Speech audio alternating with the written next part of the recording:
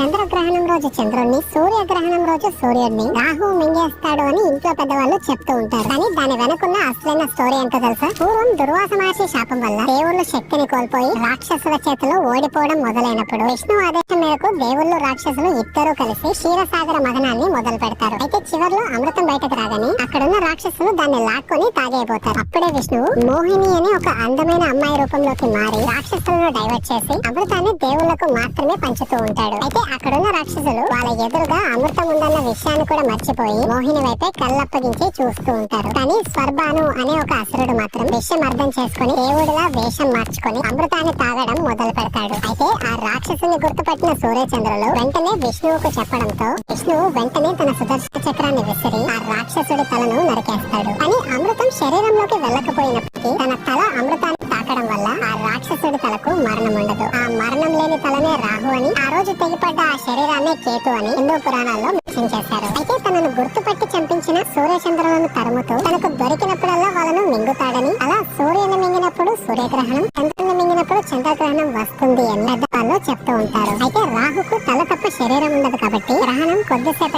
కొద్దిసేపటికే వెళ్ళిపోతుంది అని అంటారు.